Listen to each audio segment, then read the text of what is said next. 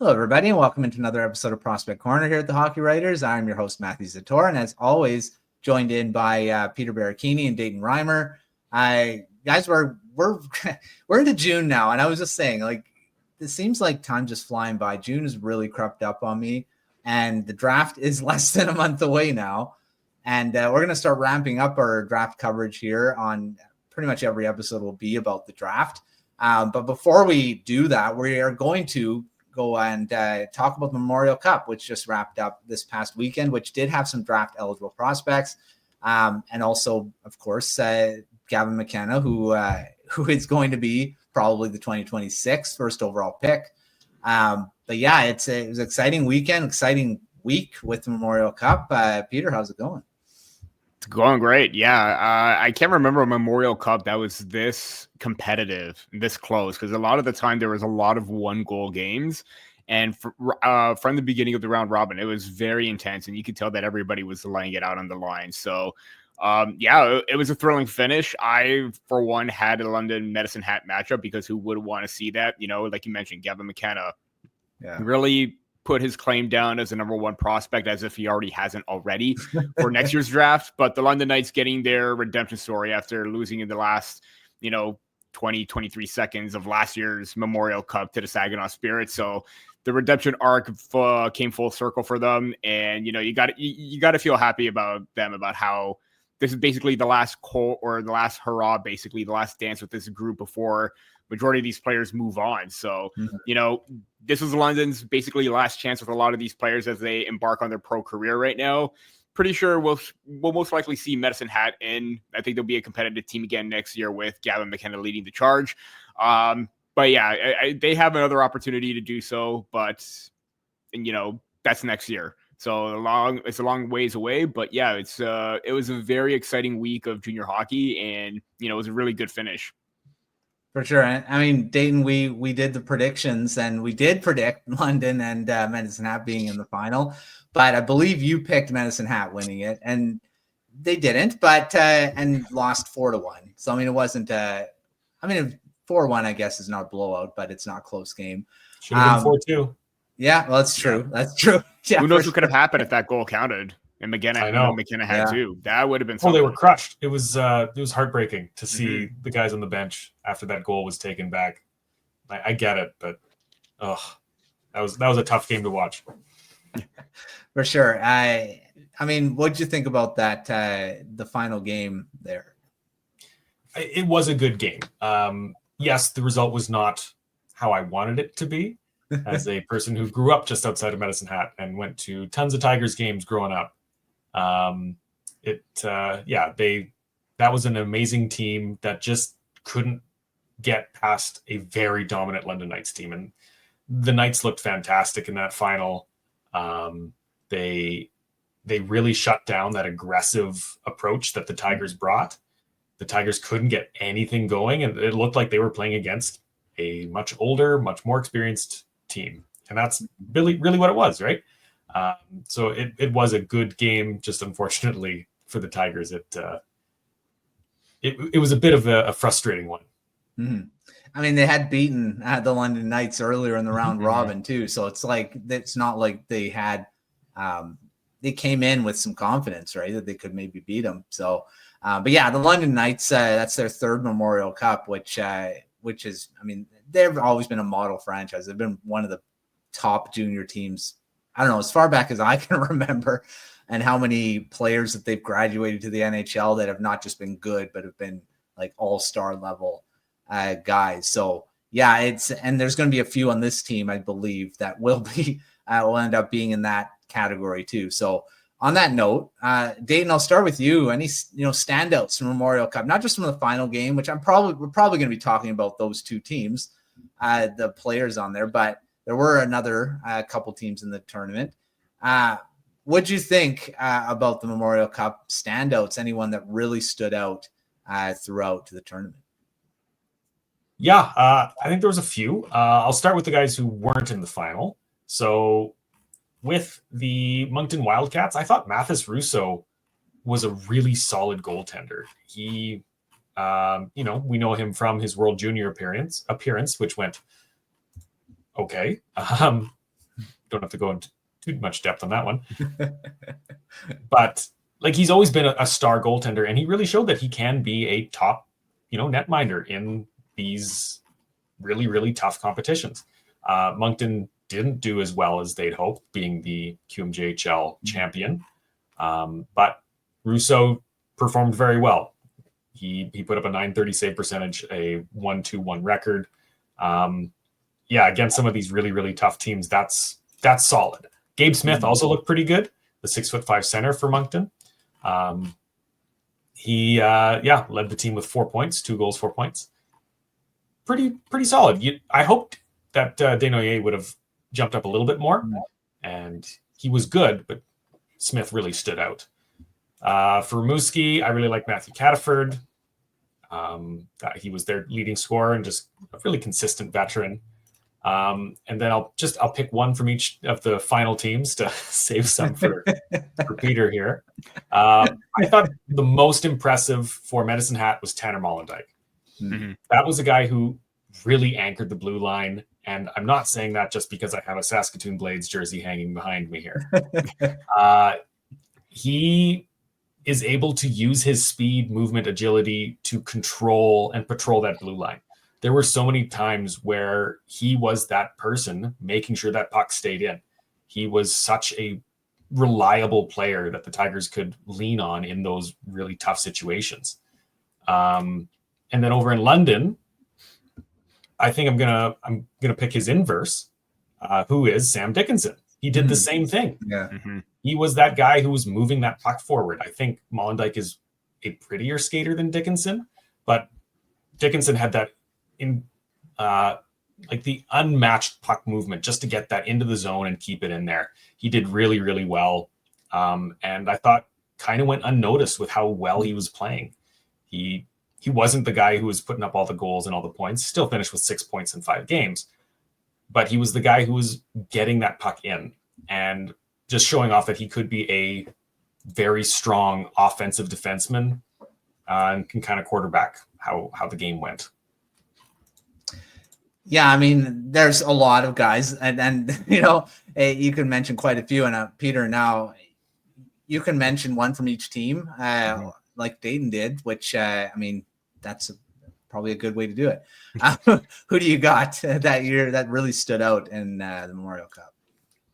Yeah, with Rimouski, I think Cataford was probably their best player. I really did like Eric Smatejko. We've seen what he did with Latvia at the World Junior Championship. He was a powerful force for Rimouski. He gave him a fighting chance every single time he was in and around the net, scored some key goals or scored a key goal. Again, because they were, bounced a little early, he only had 1 in 3 games, but I thought he was still very effective. In Moncton, I still really liked Caleb Desnoyers, and I get that, you probably would have liked to see a little bit more production from him, considering he was MVP of the QMJHL playoffs.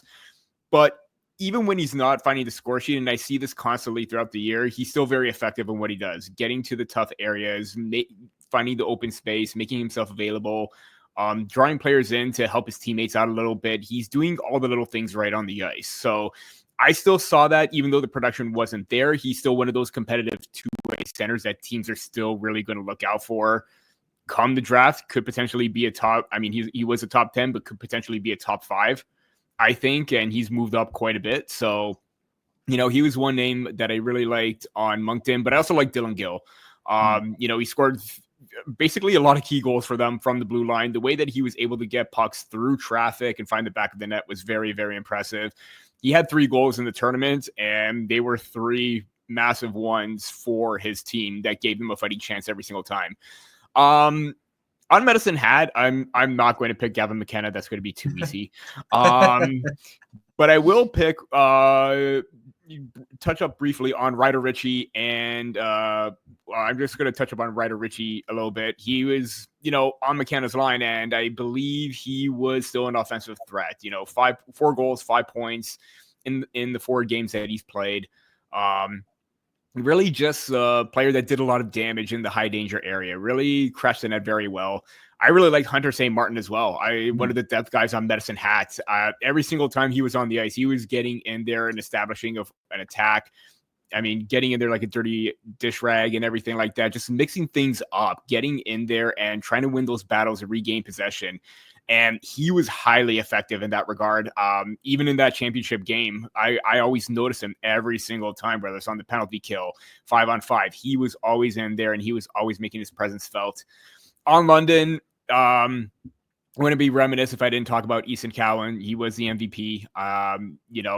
Great way to end off his junior career as he moves toward the AHL/NHL level. Again, don't know where he's going to start next season, but my bet would be to start off in the NHL, give him that 9-game tryout, send him down to A if you need to. But he looked like this was a guy, or he looked like he was on a mission to crack the NHL roster next year. He did everything well. Even when he didn't have the puck, he was pressuring opponents. He kept up with Tanner Molenbeek at times. I know he got a high sticking penalty on him at one point, but there was one play where he was pressuring one guy, puck goes back to Molenbeek, he goes back and his feet are still moving, and he's pressuring him, and it leads to a breakup at the blue line. I really like that kind of pressure and, consistency from Cowan's game where he's able to be that effective without the puck.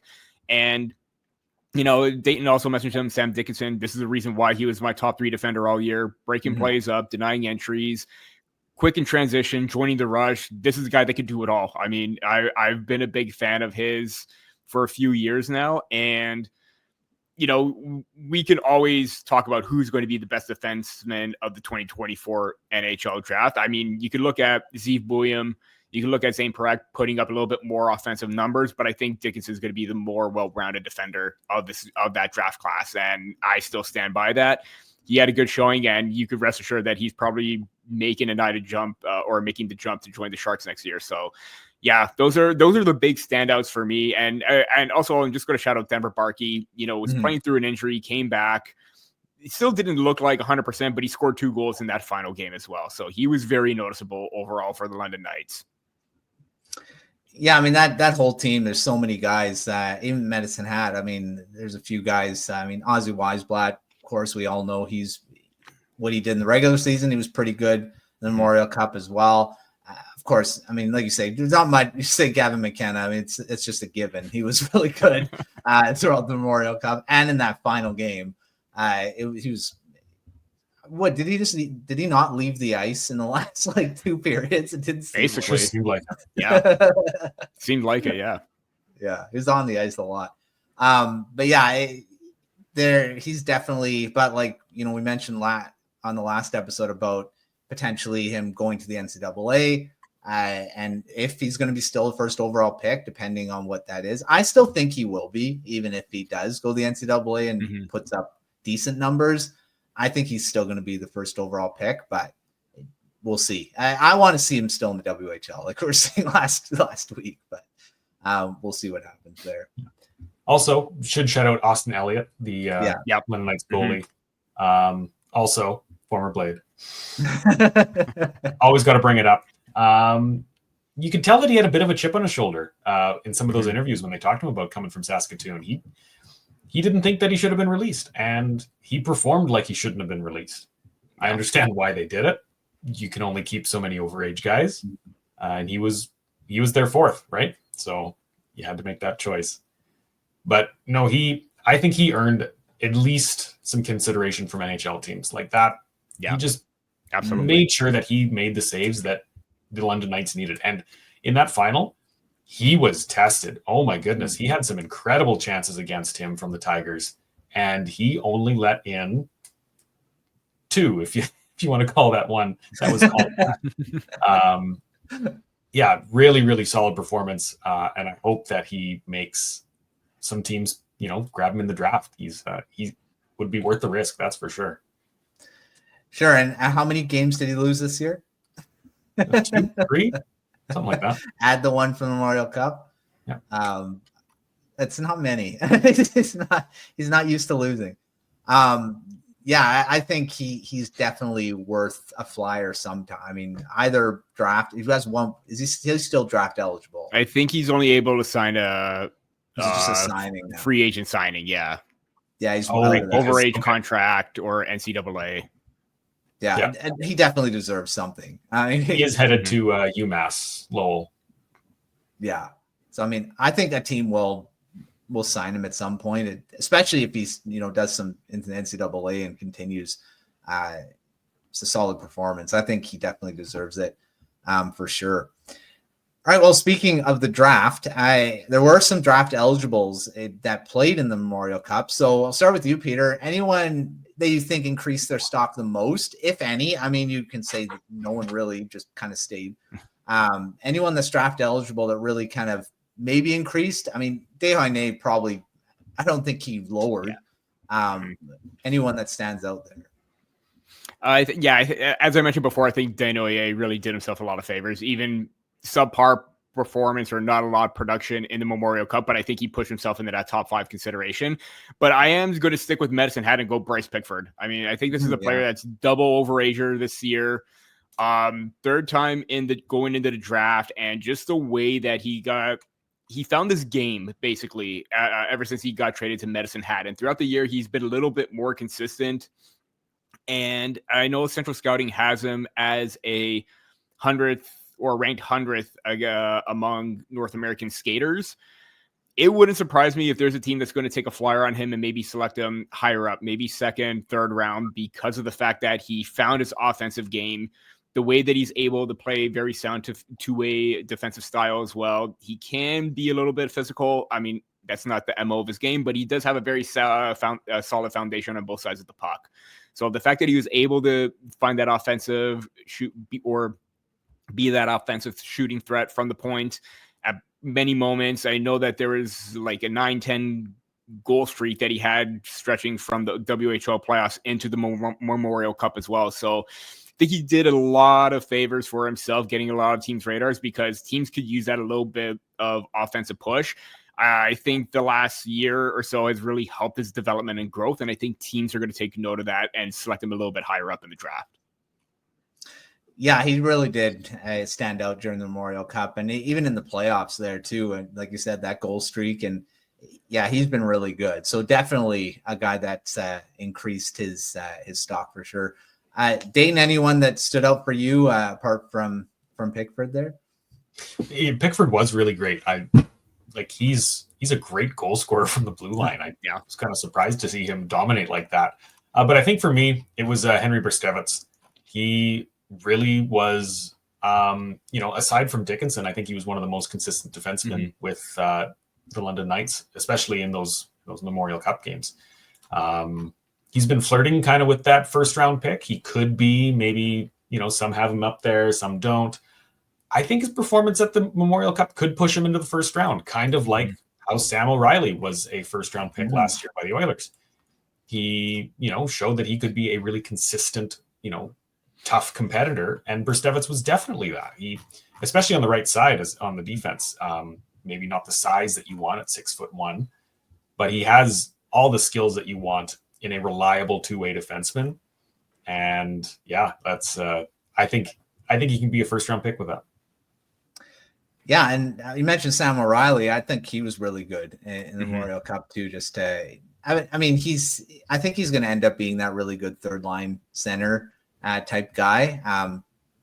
So like Ryan O'Reilly, even though they're not related, but he does play a lot like him. So we'll see how that all goes. But yeah, those two guys definitely put themselves a bit more on the radar of scouts for sure after the Memorial Cup and the playoffs, which the only thing that's going on now with playoffs is AHL. So we're pretty much closing almost. Actually, hockey season's almost done from everything. So we'll see how it all kind of plays out with the draft for sure. Well, let's move on to the next big event that's coming up, and that is the Scouting Combine. That's coming this week. This coming week. As we're going to get started with that, which it's a fun time to see that, especially there could be some trades that could happen because this is where all the teams can actually get together, the GMs, where they are not going to be at the actual draft. So we might see some action on a trade front, but all the prospects will be there, or not all of them, but quite a few. The list was released yesterday, or is it today? Yesterday. Yeah. Yesterday. As a recording. So we're going to talk about some players to watch during that combine. Peter, I'll start with you. Anyone that everyone should be kind of watching? I mean, there's going to be the big names that are going to be there, but any storylines, players to watch as we're going into this scouting combine? I'm going to start off with the players to watch. And I think there's going to be a little bit more focus, kind of like there was with Caden Lynch from last year, how he had a serious injury with his back. I want to see how guys like Carter Amico and Roger McQueen are going to fare. Obviously, both are very athletic in their own right. I think they would do well in the testing, but missing out on a full season like he did with Amico. McQueen missed, 4 or 5 months, and then he came back late in the season. He had his moments, he had his ups, he had his downs. So I want to see how well those guys are going to do in terms of like trying to reboost their stock up. I still think Amico is going to be potentially a first-round talent, but he could fall because of the missed season. McQueen could go anywhere between top 10, maybe in the top 15 as well, depending on how far he falls. But with his size, it's kind of tough to see him, fall further down completely. And then you have guys that, improve their value. You look at guys like Cole Reshny, you look at the competitive centers and, Desnoyers, Brady Martin, you got the physical style Porter Martin. Could he still be selected in the top 3 given how he has that Kachuk-like mentality? And, although he didn't play a whole lot at the World Hockey Championships, he did get 2 games in. So that's a little bit of pro experience that maybe in a small sample size, something with him that he could work with in terms of getting him on track for his pro career as well. So those are some of the names or storylines that I'm looking at in terms of the players itself. And as for actual storylines, Mark Shag recently came out with 4 storylines to watch. And my main thing is, the rumors of trades being dealt and picks being moved up and down, like, can San Jose move up and get Schaefer? Is the Islanders not really on Schaefer's radar? Can they move down? Could they select hometown boy James Hagen's second or third as opposed to first overall kind of thing and get more picks out of that? So it will be interesting to see how teams in the top 5 are going to work things out. And I'm glad that Mark really led off with that as the trades, because there's a lot of talks about teams having their picks in place. And if you could accrue more picks, especially within those top 5, that could really help another team out in getting more picks as opposed to just getting one selection. You can get many after that. So those are some storylines that I'm keeping an eye on, as well as the players as well. Yeah, like I say, because it's decentralized, all the GMs aren't going to be in the same room as they always are. And they're going to be there now. I mean, this is like the draft where they're all going to be around. So there could be some trades because they're going to be able to talk to each other. So that's something definitely to watch. Dayton, anyone, players, storylines that you're looking at going to this combine? I said it's coming up. It's actually going on right now, but the testing and all that fun stuff doesn't happen until Friday and Saturday. But yeah, throughout this week, they're going to be able to interview the players and we might hear some stories coming out, but anything that you're watching throughout this week? Yeah, a few things. So I always am curious how the high school prospects will perform when compared to the junior guys. And there are 3 guys, 2 technically, but realistically 3 high schoolers who are at the combine. You got Mason West. You got Haoshi Wang, or Simon Wang, who played most of the year in the OJHL. And then you've got Kieran Dervin. So 3 guys who not quite sure. They've mostly been second-round guys, maybe third-rounders for Dervin anyways. How will they stack up? That's always what I find fascinating, especially with those first 2 guys. They're like 6'5", 6'6". They should have a lot of tools there. Goalies.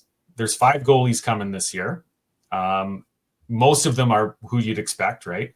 Ravensbergen's going to be there. Ivan Kovic's going to be there. Medvedev's going to be there. But then you've got Neuenschwander and Goose as the 2 European representatives. Not the top guys. I think they are ranked 3 and 4 or 4 and 5, something along those lines. So how will they compare to the North American goalies who are ranked, I believe, 1 and 2, or right in the top 3 there? So that's and without Pyotr Alexandrov, I think I said the name right. It's a lot of consonants in some of those names. Andrianov. Andrianov, that's what it is. Yeah. And then Semyon Frolov, also not there. Two Russian goalies who are quite highly ranked. Will that hurt their stock? And will the other guys be more, the second round consideration? And then another thing that Mark mentioned in his post that came out today was the NCAA impact. We've already seen a few top prospects sign with NCAA programs, most notably Cole Retchney and Jackson Smith. Yeah.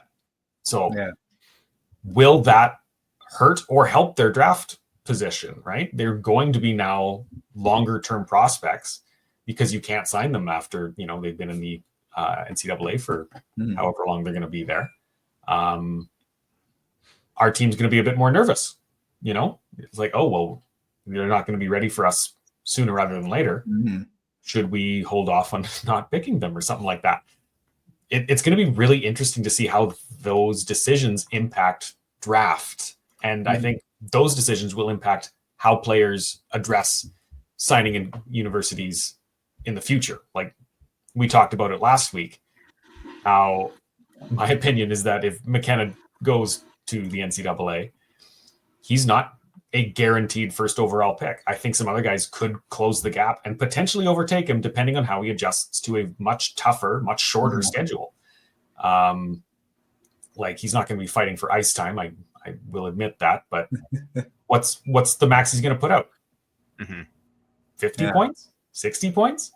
Nobody's hit 80 points since Goudreau, and he was 21 years old when he did it. Yeah. Right. You don't have young guys hitting those high totals. Macklin Celebrini never hit those totals. James Hagen's never hit those totals. Like it's not going to happen. And James Hagen's once a considered first overall pick, maybe top 5 now. Yeah. Right. Those are considerations that guys are going to have to take into account with all of the things that'll happen at the draft. So I'll be watching especially closely on kind of how that impacts some things. Probably won't find out until the end of the month, but now is the time that some of the biases or preferences will come out. For sure. Yeah, that's a big one to watch. I mean, this NCAA thing in CHL, it's going to be interesting. We've already seen quite a few guys kind of commit to the NCAA over the last month or so. We were kind of not seeing much, and now we're seeing quite a few. So we'll see how that all plays out. I don't think the CHL is going to be devoid of talent next year. Everyone's kind of worried that all of a sudden the CHL is going to have no one there. There's going to be players. I mean, it's still going to be fine, but they are going to be losing some big names that would usually be playing there. And McKenna's probably going to be the top guy. I'm sure we're not sure yet because he hasn't committed to anyone, but we'll find out pretty soon. It's all speculation. Yeah. I don't think it's even a rumor yet. I think it's just speculation. Just talk. Yeah, for sure. And I don't think it'll happen. Yeah. I think it probably would have already happened in my opinion, because all these other guys have already done it. So yeah, we'll see. There's a lot of time still left to go on that. All right. Well, the Scouting Combine, if it is going on right now. So we're going to have an episode next week, as we always do, recapping it. We're going to have Mark on and hopefully Christopher as well, who's going to be there. So we'll see and get their feedback from the actual Combine and talk about what they saw. So that's look out for that.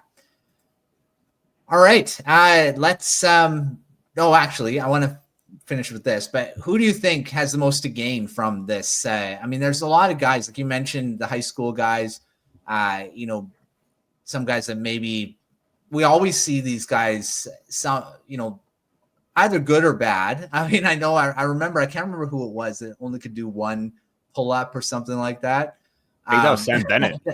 That's Sam Bennett. Yeah. That was Sam Bennett. That didn't affect him.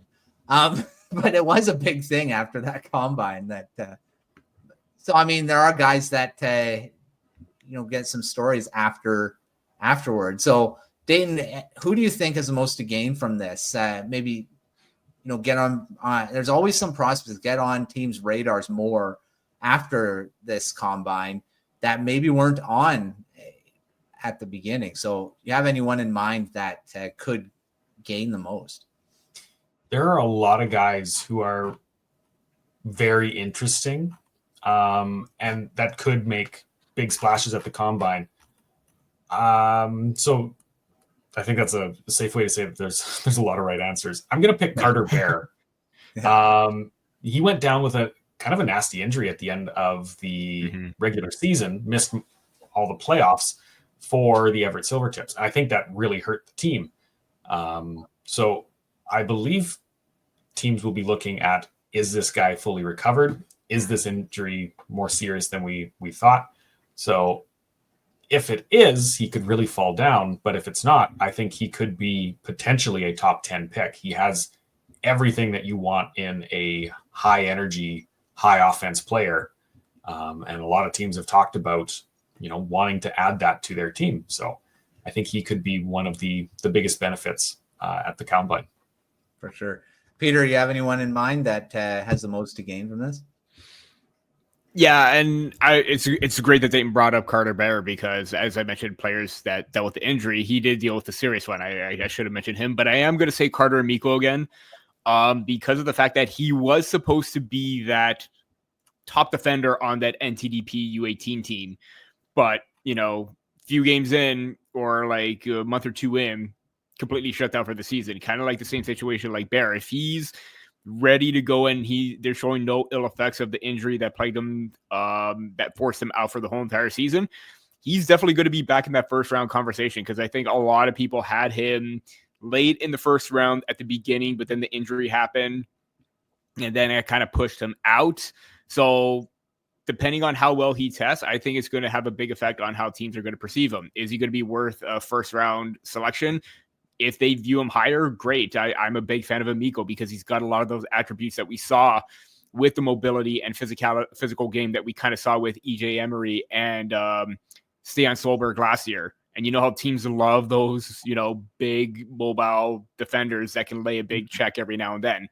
The other thing is going to be the centers at the top of the board. I mean, what's going to happen? Is it going to be James Hagens, the first center off the board? Is it going to be, someone like Caleb Desnoyers? Is it going to be Anton Frondel? Is it going to be Brady Martin or Jake O'Brien, who's kind of put himself in the top 10 conversation? Don't think O'Brien is more likely to be selected ahead of those guys, but Frondel was always getting top 5, top 3 consideration. Same with Hagens. Desnoyers has inserted himself into the conversation. Brady Martin has inserted himself into the conversation as well. So those two-way competitive, hard-driving centers are definitely going to be the talk of the draft, and I think it's going to be interesting to see who will go first because James Hagen's stock has kind of fallen down from the beginning of the year till now, where he's like 3 to 5. If he falls outside of top 5, I think that'll be a big mistake. But teams love the competitive edge, Teams are going to want to take Desnoyers. They're going to want to take Brady Martin. They're going to want to take Anton Frondel as well. So we'll see where everything ends up between those 4 names specifically because it could go either way. Yeah, if you want a center, I think this draft is one to get, especially at the top end. If you need some centers, there's some really good ones. Sorry, I should have mentioned Misa as well, but I think he's a lock for top 2 anyways. But yeah, I think he needs – I don't think the Scouting Combine is going to really make a difference of where he's going to go. For him, yeah. For him, for sure. He's been great. I think those names for sure. The centers, that's a good one. I really think that you're going to see who kind of stands out, and maybe teams look at that. But we'll see. That lots can happen at the combine, lots of stuff to look for. So make sure checking out all of our stuff as we're going through on Twitter. I know Mark always tweets out stuff while he's there. So make sure you're following along with that. And then any articles that come out afterwards. And of course, the episode that I mentioned before, that we're going to be having at the beginning of next week as well. So make sure checking out everything that we've got going on at the Hockey Writers, not just Scouting Combine, all of our draft coverage. We've got tons of prospect profiles already out. It's we're closing in, I believe, 120 We're closing in on 130. So I think we're at. Let me get the full tally up. Go. We are at 125. So yeah, 5 away from 130. All right. Yeah. So lots to read. So if you haven't read them all, take a look at our NHL draft guide. We've got not just the profiles, team specific coverage, top 10 lists, and more to come as we get towards the draft at the end of the month, which is now less than a month away. And all of our mock drafts are going to be having going on video. We'll be doing a full first round as well, as we always do. But check out everything. But until our next episode, we will see you next time.